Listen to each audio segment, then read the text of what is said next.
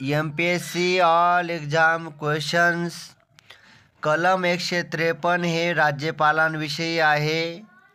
भारताचे नियंत्रक व लेखापरीक्षक यांच्याविषयीचे कलम 148 आहे. कलम 324 निवडणूक आयोगाविषयी आहे. काँग्रेसचे 1907चे अधिवेशन सुरतमध्ये तर 1916चे अधिवेशन लखनौमध्ये झाले होते. स्थानिक शासन हा विषय राज्य सूचीमध्ये येतो. 1991च्या 69व्या घटनादुरुस्तीने दिलेला संघराज्य प्रदेशाचा विशेष दर्जा देण्यात आला. पुढचा प्रश्न, ज्वारी उत्पादनात सोलापूर जिल्हा अग्रेसर आहे.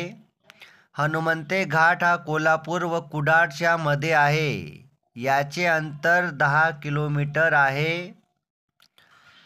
महान धरण अकोला जिल्ह्यात आहे.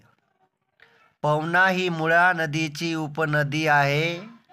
सातपुडा पर्वतातील सर्वोच्च शिखर अस्तंबा शिखर आहे. त्याची उंची 1325 मीटर आहे. गाविलगड टेकड्या अमरावती जिल्ह्यात आहेत. पुढचा प्रश्न, यवतमाळ व नांदेड जिल्ह्यात सर्वाधिक 16 तालुके आहेत. लक्षात ठेवा. महाराष्ट्रातील 20 जिल्ह्यांची सीमा इतर राज्यांना लागून आहे. भारताने एकेरी नागरिकत्व ब्रिटनच्या संविधानातून स्वीकारले आहे.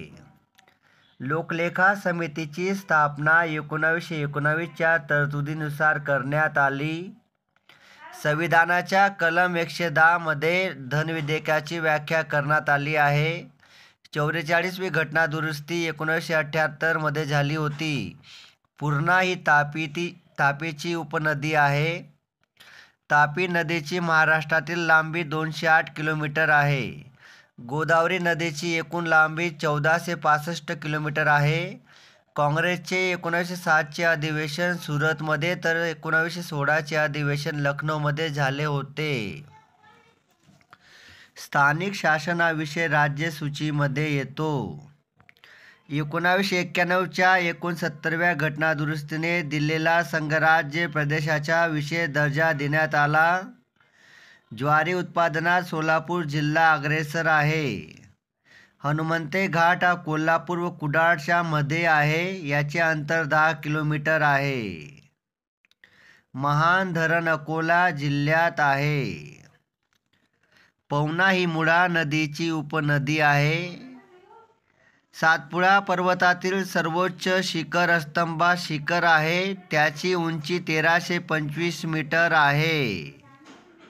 पुढचा प्रश्न, गाविलगड टेकड्या अमरावती जिल्ह्यात आहेत. यवतमाळ व नांदेड जिल्ह्यात सर्वाधिक 16 तालुके आहेत. लक्षात ठेवा. पुढचा प्रश्न, महाराष्ट्रातील 20 जिल्ह्यांची सीमा इतर राज्यांना लागून आहे. भारताने एकेरी नागरिकत्व ब्रिटनच्या संविधानातून स्वीकारले आहे. लोकलेखा समितीची स्थापना 1919च्या तरतुदीनुसार करण्यात आली आहे.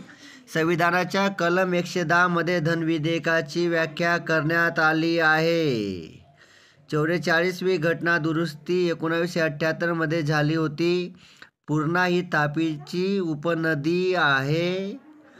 तापी नदीची महाराष्ट्रातील लांबी 208 किलोमीटर आहे.